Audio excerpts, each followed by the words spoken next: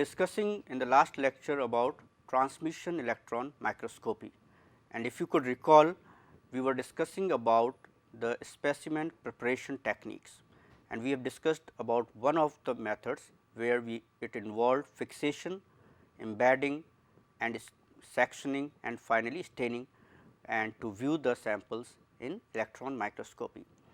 Now, other than that conventional methods, there are other methods of contrast creation for electron microscopy. Let us little bit discuss about some of those methods. Now, one is negative staining. Now, negative staining is used for observation of samples containing small particulate material such as subcellular fractions, viruses and some macro and protein complexes.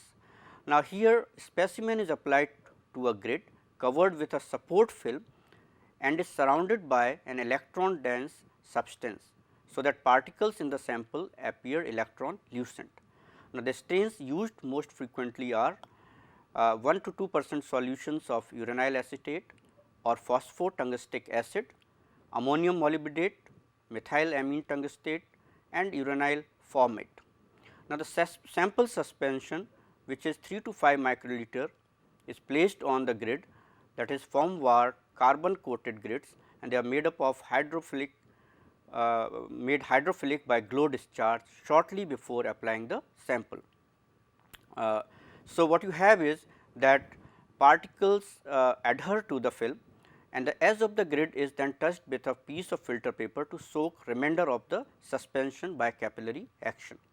3 to 5 microliter of negative stain is applied for some time, and after drawing off the stain solution, grid is dried and it immediately observed in transmission electron microscopy. Let me show you this on the screen and give you a feeling about how this whole thing happens actually. All right. So, the negative staining, like I said, you are not really staining the specimen or the particulate matter, which could be anything, rather you are surrounding it with the stain, and the stain gets into the crevices and crafts which are present in here. So, what you have is you have like electron rich area surrounding, but the object or specimen is electron translucent. So, what you have is essentially you will see here that if you have a particular area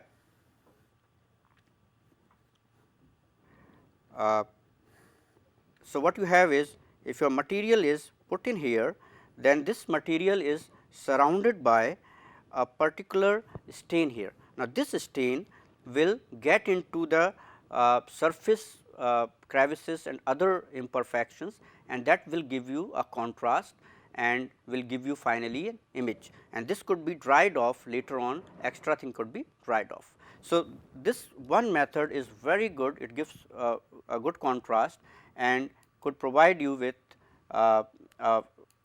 images for certain specimens. So, it is not applicable for a lot of different applications, but it is used for observations of samples containing particulate materials or subcellular fractions. Now, another method is metal shadowing. Now, metal shadowing is another widely used technique to increase the contrast of certain specimen by depositing thin coat of metal onto the surface and cast shadows. What does that mean, casting shadows? We will just try to make you understand this. Now, this whole thing is performed in a vacuum evaporator containing one or more pairs of electrodes, and it is connected to a dual pumping system, which is rotary and oil diffusion pumps. Now, the metal to be evaporated is held between a pair of electrodes and heated by electric current. So, this whole thing is done at an angle of 45 degree or less. So, your metal is placed around 45 degree or less to the samples actually.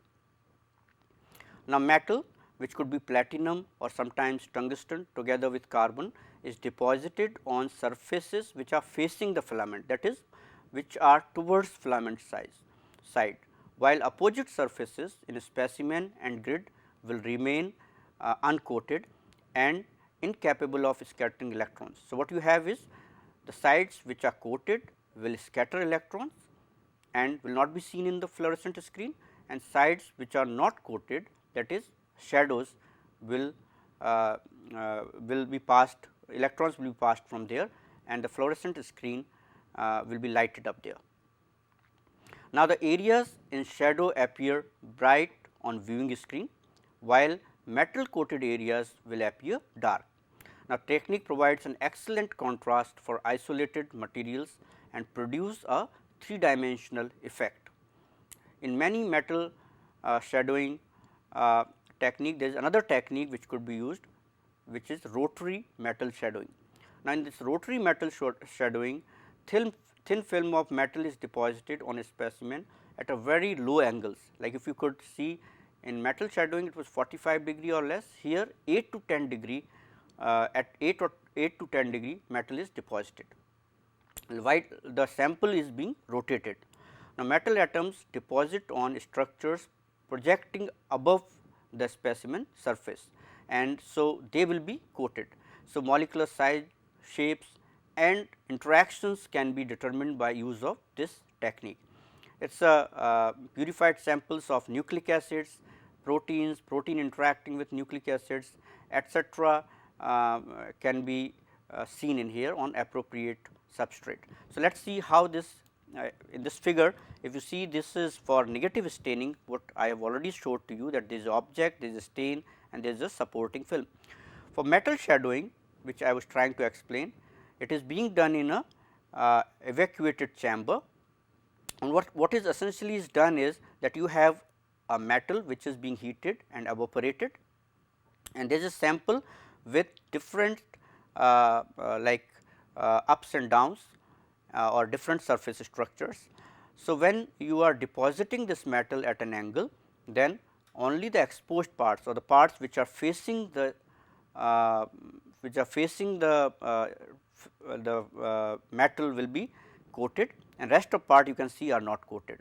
So, these will be seen bright on the screen, and these will be seen dark on the screen. You can see here the arrangement as such that the filament is held between two electrodes, and it is at an angle, and you will get a three-dimensional effect of the images. In rotary metal shadowing, this angle will be 8 to 10 degrees, and only the surface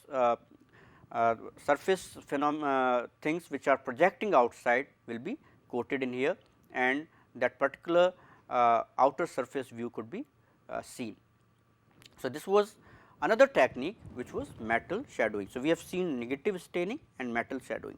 These are other two techniques which could be utilized for creating contrast. Now, other than that, there are cryo techniques. Cryo techniques means which are done in very cold conditions. Now, here specimen preparation procedures are employing ultra cold conditions or temperatures are used. Now, this could be liquid nitrogen to liquid helium temperature, that is minus 196 degree Celsius to minus 271 degree Celsius in place of chemical fixation. Now, if you remember, in chemical fixation, you are doing chemical fixation, dehydration and all those things which are not done in here directly. Now, main goal is to retain the native structure and properties of specimen. So, let us see certain steps of cryo techniques. One is cryofixation. Now, in cryofixation, you have to rapidly freeze the sample to preserve biological details actually, and this is done. This is very critical aspect, because you would like to avoid the formation of ice crystals during freezing, and if ice crystals forms, they can disrupt cellular membranes and other structures. So, freezing rates are very high, and you avoid formation of crystals. Now, cryogenic liquids such as liquid propane, ethane or freon having large differences in freezing and boiling points can be used here. The specimen needs to be plunged rapidly and deeply into a cryogen. So, one way is to use slam freezing devices. The slam freezing devices employs a solenoid driven plunger to which sample is attached and is rapidly slammed against a polished copper surface cooled to liquid nitrogen or liquid helium temperature. So, slam freezing is one way to freeze rapidly the sample. Now, freeze substitution is done where frozen samples are placed in acetone or methanol at minus 85 degrees Celsius for several days. Now, what it does? It slowly brings it dehydrates the sample by substituting frozen water by particular sample like acetone or methanol.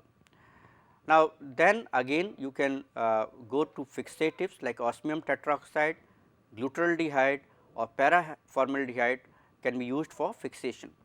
Staining solutions like uranyl acetate can be added to solvent, and at room temperatures samples can be embedded in epoxy resins or in low temperature resins.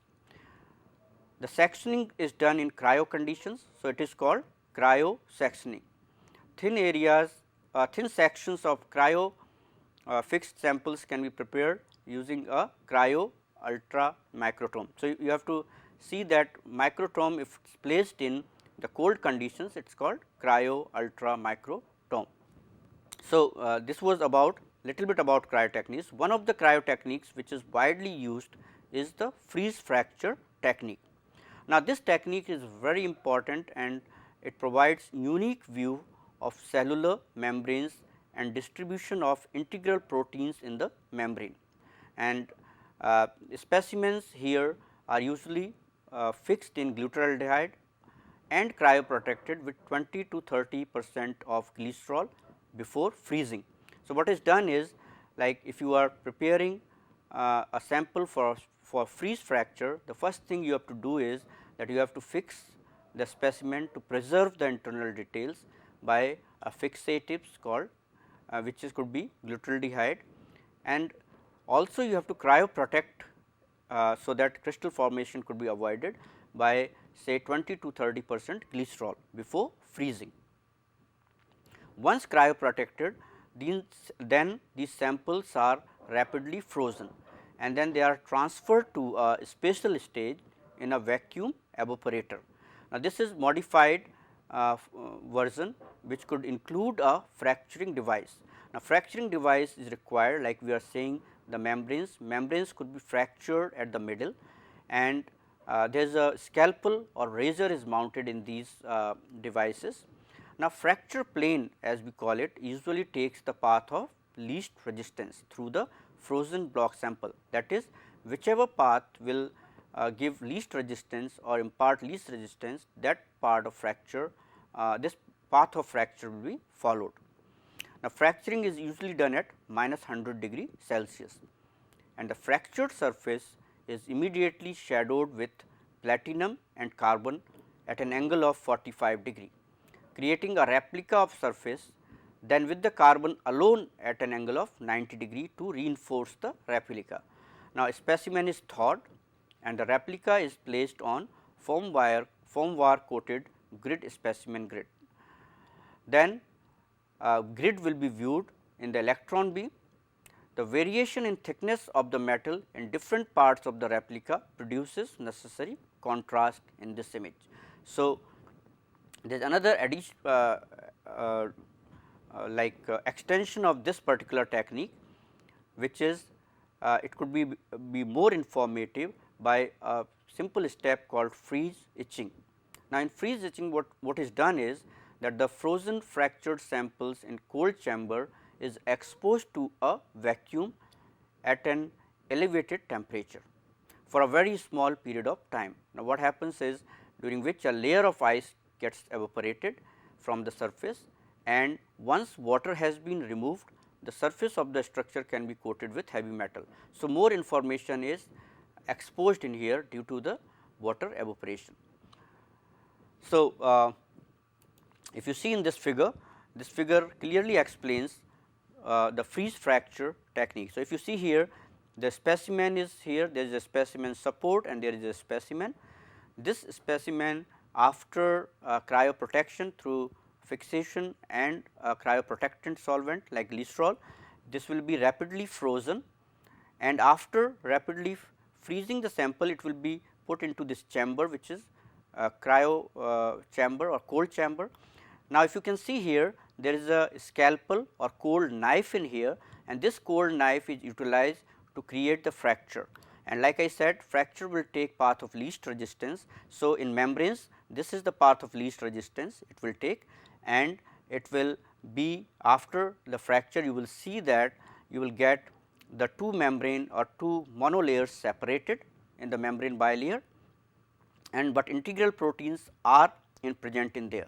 Now, after this you will shadow it with the platinum or other metals, and at 45 degree, and then again at 90 degree with carbon. So, what will happen is a replica is formed. You can see here a replica which is formed, and this replica could be utilized for to be used under the electron microscope. Rest of the things could be discarded.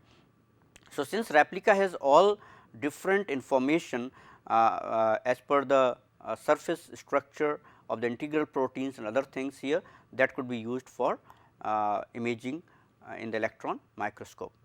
So, freeze fracture technique is one of the very important techniques used in transmission electron microscope.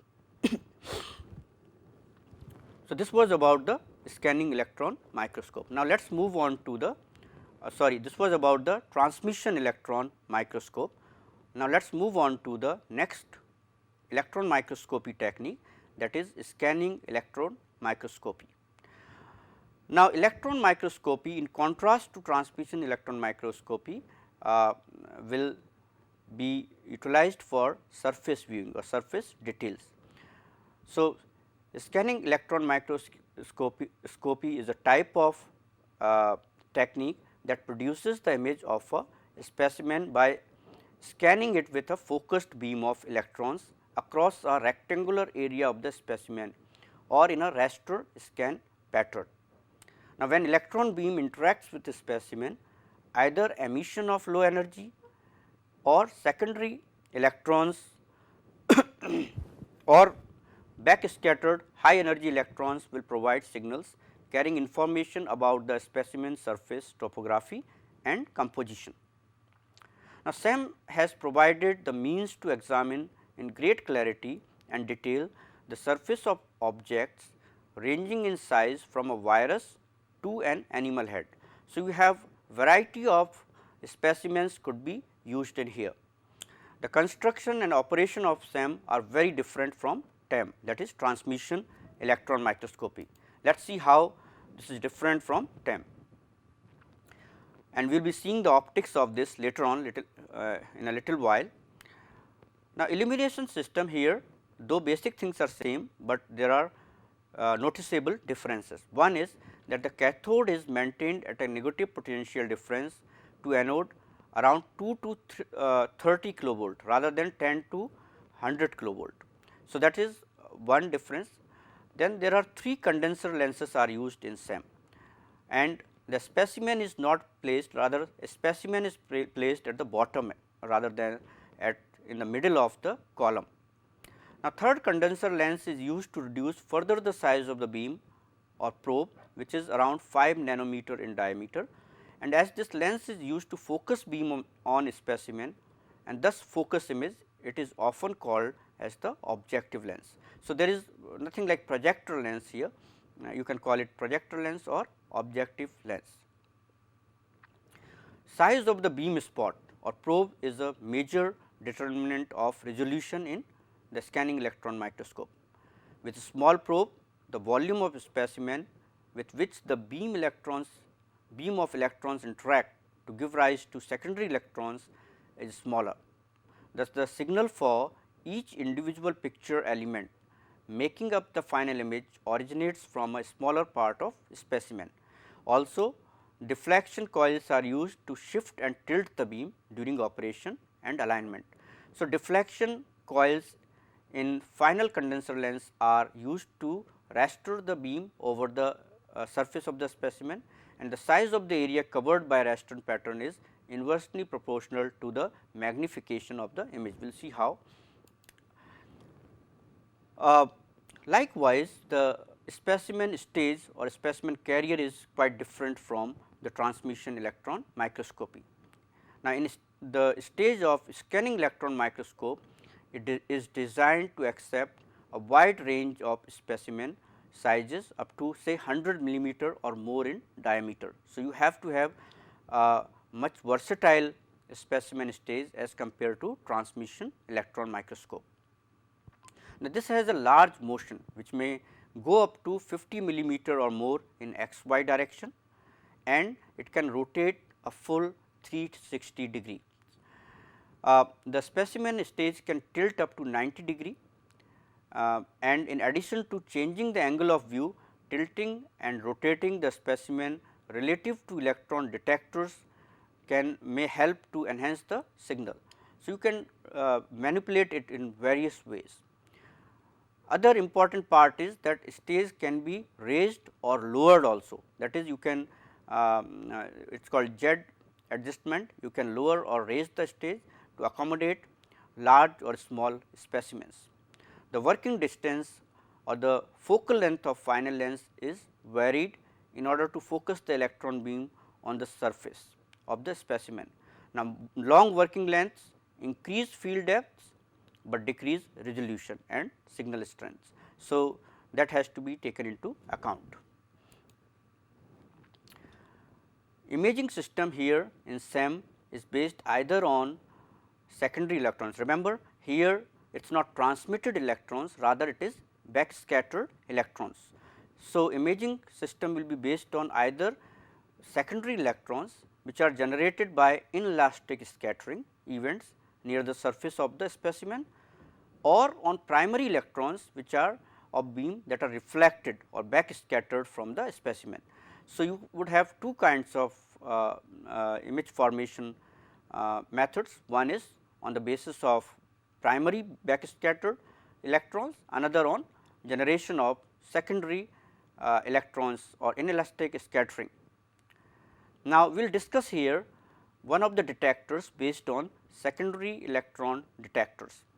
Now, this here in this particular detector, electron beam is focused by electromagnetic lenses to a small spot and is rastered over the specimen surface. Now, secondary electrons generated during the interaction of the beam and the specimen are collected by detector. The amplitude which is the amplified signal from detector is displayed as brightness on cathode ray tube, and it's which is being scanned in parallel with the beam. So, the magnification of the will be determined by the ratio of diameter on cathode ray tube to the ratio of diameter on the specimen.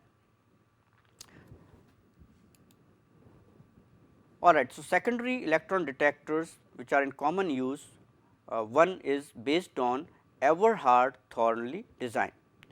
Now, in these detectors, a positively charged collector which is around 220 volt attracts the low energy which is less than 50 electron volt secondary electrons, which are then accelerated towards scintillator by a potential of 10 to 12 kilovolt. Now, the photons generated by the electrons striking the scintillator then enter a photomultiplier through a light guide.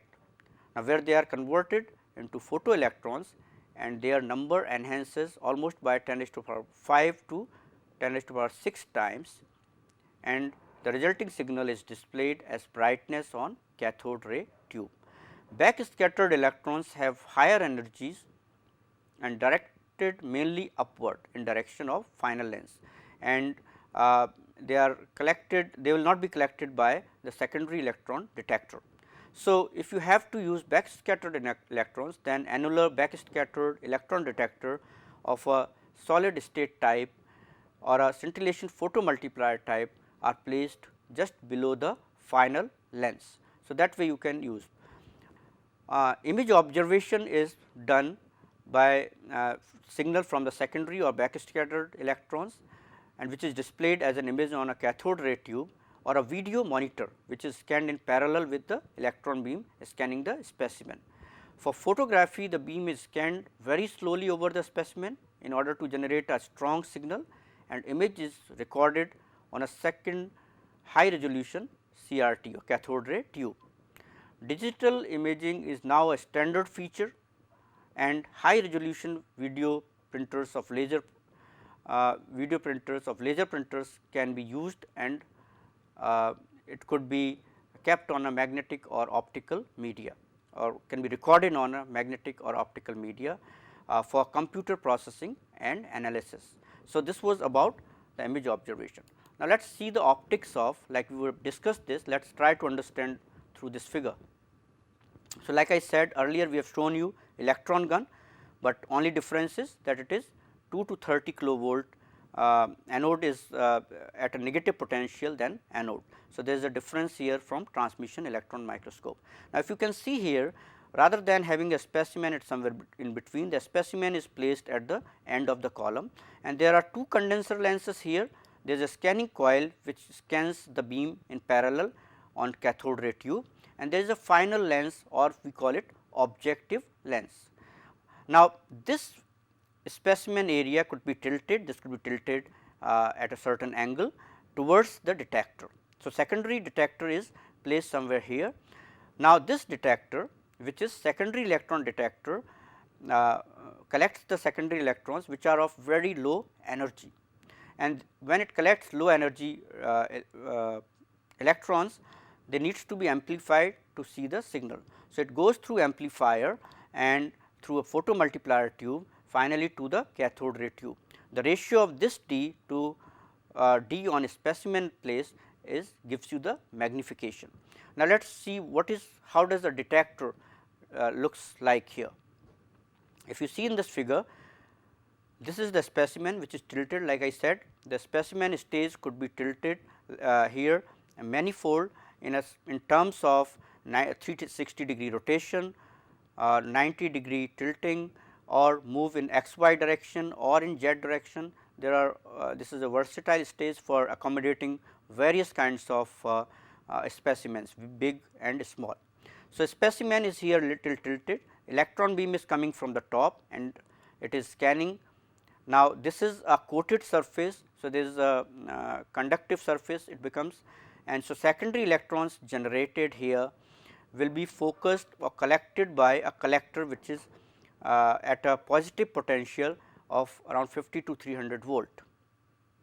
Now, this collector attracts the electron and then they are passed into the scintillator which is at positive potential of 10 to 12 kilovolt. Now, these scintillators converts them into photons, and these photons will be then entering a photomultiplier through a light guide. This is a light guide here. Now, in photomultiplier photons will be converted to the photoelectrons, and then through different diodes and anodes, and there is a photocathode here and anodes, they will be directed towards the anode, and these photoelectrons through these system will be amplified many fold, so that the signal can be clearly seen on the cathode ray tube. So, this is how the secondary electron detector works. All right. So, this was about the optics of scanning electron microscope, and one of the detectors we have discussed, that is secondary electron detector. Now, the main part of this whole microscopy technique is that what you are viewing is the surface details. Now, how to preserve those surface details while processing or making the specimen for the microscopy observation. So, in SEM, a 3D view of biological specimen, which could be cells in culture or any other biological specimen for that matter, will be imaged. Now, therefore, special preparative procedures are needed to preserve surface details of the specimen and make them visible. Let us see how this is done. Now, specimen must be dehydrated before placing them in the instrument, as we have told you earlier, because of the high vacuum conditions. But if you dehydrate the specimen, the surface details will be lost because of the surface tension problems. So, what happens that normal procedures where air drying or alcohol dehydration followed by evaporation of solvent is employed, it will produce surface tension forces that will distort the cell shapes and disrupt delicate membrane structures. Now, the effects of surface tension can be avoided. So, you have to make sure that surface details are not lost, and that is what you are trying to view. So, how to do that? We have to avoid the effects of surface tension, and this could be done by using one of the methods called critical point drying method. Now, what is this critical point drying method? Now, when a solvent is in equilibrium with its vapor phase, is heated to a critical temperature and subjected to its critical pressure, that is we call critical point, the densities of liquid and vapor phase are equal, and therefore, the phase boundaries disappears. And when the phase boundaries disappears, the transition from one phase, that is from liquid phase to vapor phase, is done without any problems of surface tension, that you are not developing a surface tension.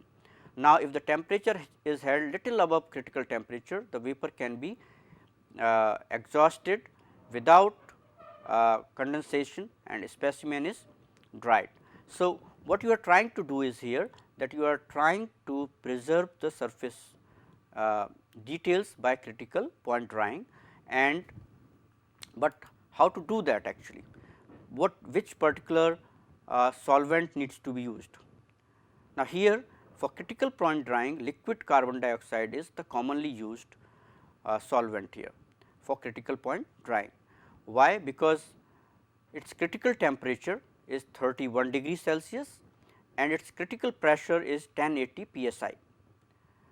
Now, this is readily achievable without the risk of damage to the delicate biological samples. Now, compare it with the water. The critical temperature and pressure of water are 374 degrees Celsius and around 3184 psi, which cannot be used with biological samples. So, the liquid carbon dioxide is used where first the samples are exchanged, the water is exchanged for liquid carbon dioxide, and then at critical point they will be dried to avoid surface tension problems to preserve the surface details. After drying, surface of specimen will be made conductive in order to dissipate the charge that build up as electron beam is scanned over specimen. So, specimen first part of the specimen preparation was critical point drying, and so once you have dried it and you have preserved all different details, you have to coat it with the metal, heavy metals. Now, for most applications in which surface topographic information is sought and low to moderate magnification is required, the surface is coated with a metal such as gold in a sputter coater.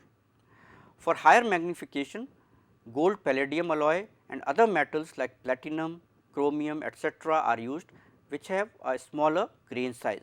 Now, gold has a grain size of from 50 to 40 nanometer, which is little higher, which is little more and could not be used for higher magnification. Now, tungsten and tantalum with fine grain size can be deposited in thin layers for much higher magnification. Now, here you will use again a vacuum evaporator equipped with rotating and tilting stage for doing this. Let us see how it is done. So, if the specimen will be used for backscattered electrons, imaging of gold labeled antibodies could be utilized and it could be made conductive. Now, let us see how this is sputter coater is utilized for coating the specimen. So, what is done is that specimen is mounted on aluminum stub with conductive tape and is placed in a sputter coater. The chamber is evacuated and the argon gas is introduced to maintain a pressure of about 6 to 7 pascals. The sputter coater has a ring shaped cathode or target made of metal to be sputtered and a ring shaped anode between the cathode and specimen. Application of high voltage generates a plasma of ionized argon and positively charged ions bombard the target, knocking out metal atoms which are scattered in all directions as they collide with argon ions and electrons, and the all surface of specimen are evenly coated by multidirectional metal atoms. Now, heat damage to specimen could be avoided by cooling the specimen using a magnet to deflect electrons and applying high voltage in pulses rather than continuously. So, you can use any method to avoid heat damage here. So, this is how the specimen for scanning electron microscopy are prepared. This completes our section on scanning electron microscopy.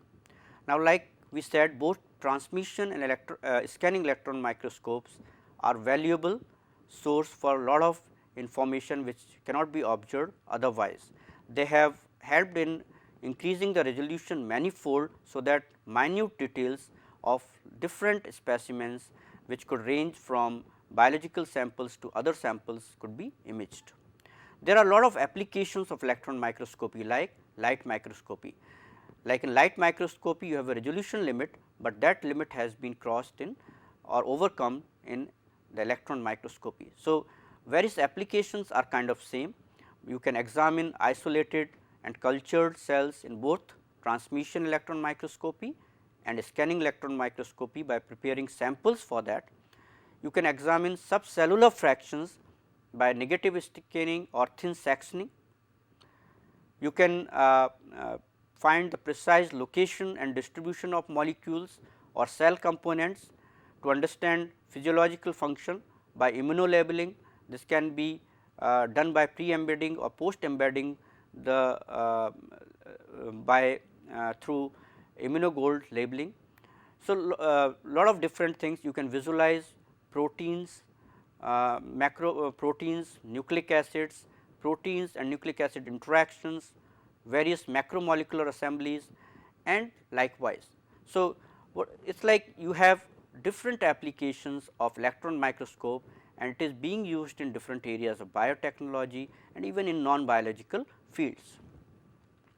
Now, I will show you some of the figures here which has been kindly provided by my good friend and colleague Dr. Partha Roy, and I thank you for these figures. Let us see these figures. There are some images here and you can see a lot of these images in books, on internet and likewise. So, this is one figure which has been taken by bright field microscopy, and you can see here clearly the spermatozoa, lumen and epithelium, different sections labeled in here. It is a transverse section of rat testis. So, this is a bright field microscopy. Now, let us see some of these other images. This is again a bright field microscopy of mouse bone marrow stem cells. So, it is a strain morphology and you can see here the particular pattern of mouse cells. The same image has been taken in phase contrast and you can see little without staining you can get a lot of details in phase contrast picture also here. This is same bone marrow stem cells of mouse. The same bone marrow stem cells has been done in fluorescence micrography and you can see these cells in here which are fluorescing well and they have been stained in order to with the fluorescent dyes here. This is scanning electron microscope picture which is of a porous surface of a biocompatible scaffold, and all pictures have been provided by Dr. Partha Roy. They have been taken in his lab. So, many thanks to him.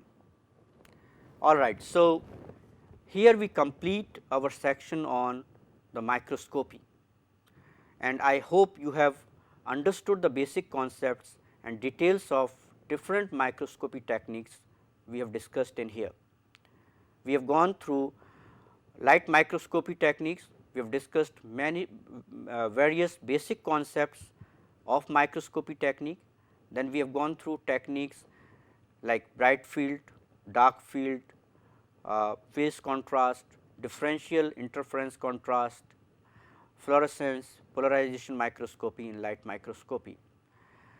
Likewise, we have discussed electron microscopy techniques, which are transmission electron microscopy and scanning electron microscopy. Now, I think all of you must have will be benefited by this particular course, and I would suggest you should read more, and this will certainly inculcate curiosity in you. I would say that both microscopy technique, both light and microscopy, and it started with light microscopy, has allowed us to view the tiny world of cells, microorganisms and so on. Now, this tiny world, which is much bigger, maybe much bigger than our world, is like has been made possible, and all the information, all the knowledge which we have gained from this could be utilized for many different application in the field of biotechnology. It like you can apply it for in agriculture sciences, you can apply it in medical sciences, forensic sciences and non-biological sciences also. So, here the microscopy technique has allowed us and has empowered us to understand various phenomena which are going at submicroscopic level, and to manipulate them and to understand them. This has been a great technique to work with. Now, so this completes our section on microscopy, and now we will move on to the next important technique in biotechnology in this course, that is radioisotope technique. It is a highly sensitive technique and it utilized in various branches of the biotechnology. So, I hope you are understanding all different concepts as we have gone through some lectures, and I hope you will keep listening to these lectures throughout. Thank you very much.